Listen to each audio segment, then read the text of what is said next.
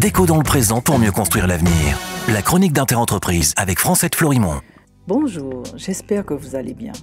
Hier, nous avons vu comment la croissance verte est un espoir qui peut se transformer en chimère, voire en pire catastrophe, si elle n'est pas accompagnée d'un changement radical de nos manières de penser, de faire et de consommer.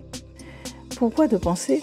Parce que depuis 5 siècles, le capitalisme est construit sur le prélèvement gratuit de matière dans la nature, extraction faite par des personnes esclavagisées ou encore aujourd'hui sous-payées.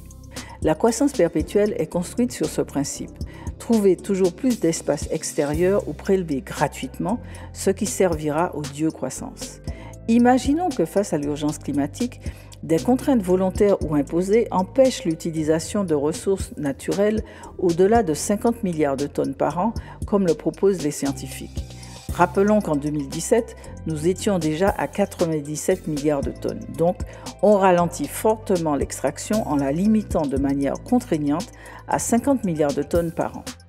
Si la croissance de l'économie mondiale est toujours considérée comme devant atteindre 3% par an comme aujourd'hui, si ce paramètre ne change pas, dans 200 ans, le PIB mondial sera 1000 fois supérieur à celui d'aujourd'hui.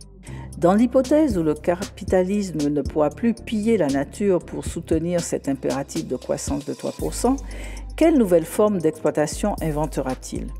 Sans crainte de me tromper, j'imagine que le travail humain sera le premier à en pâtir. On le voit déjà dans certaines grandes firmes qui se convertissent à la politique de flux avec parcellisation à outrance des tâches, quelles qu'en soient les conséquences pour leurs salariés qui sont alors réduits à l'état de machines. Un récent reportage de Cash Investigation vient d'en faire la démonstration de ce que cela donne dans une enseigne mondiale de fast-food. Le burger n'a plus le même goût quand on sait ce qui se passe en coulisses. On le voit aussi à l'œuvre partout dans le monde où l'heure est à la diminution des salaires et à l'assouplissement des règles de travail. Cette déconstruction du social est déjà à l'œuvre en France même avec la récente loi Santé et Travail. Allez voir son contenu. La manière de penser par le prisme de la captation et de l'accumulation mène donc à la destruction de la planète et du genre humain. Et si nous pouvions vivre mieux sans avoir besoin de croissance ? Une idée à creuser. À demain, prenez soin de vous.